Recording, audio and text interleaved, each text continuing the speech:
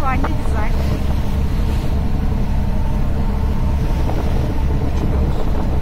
Aa bak, hepsinin havuzu var genelde.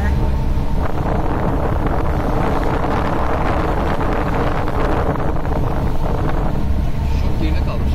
Yerine yapmışlar. Ay ama çok hoşuma. Orası ev değil galiba. Orası ne? Restoran. Ev mi? Zaten ya restoran yapıyorlar ya ev yapıyorlar. Bu kışında yasak işte. Nasıl yani? Bu kadar denize sıfır ev yapmak. Niye? Çünkü deniz çok pahalı.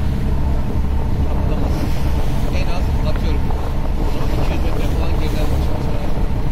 Şu şeyin sonuna başlamışlar. Ya işte hani orada insana saygı var ya. Bu artık öyle bir şey kalmadı ki. Para var. Aynen. Var. İstediğini yapıyorlar. Evet evet, o da güzelmiş. Bayağı ışıkta evi oldu. Kapıyı vursak girsek. O zaten şey tek katlı galiba. Biz geldik. Bizi misafir ettik. He, ne yaparlar acaba? Yürü git der. Senle mi uğraşacağız? Fakir. Deli misin? Biz fakir.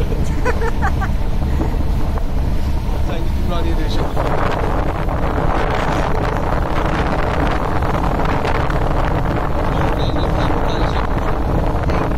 Ha, evet biliyorum. İradesi var. İradesi var. Yani burası şu an ne kadar olmuş olabilir?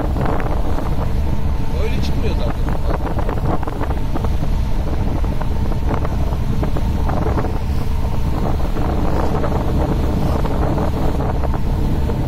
Ama sürekli denizi görsen de sıkılırsın ya. Baksana, mesela sürekli denize bakıyorlar ama acaba bu kadar keyif alıyorlar mı? Ben mesela şu an çok keyif alıyorum.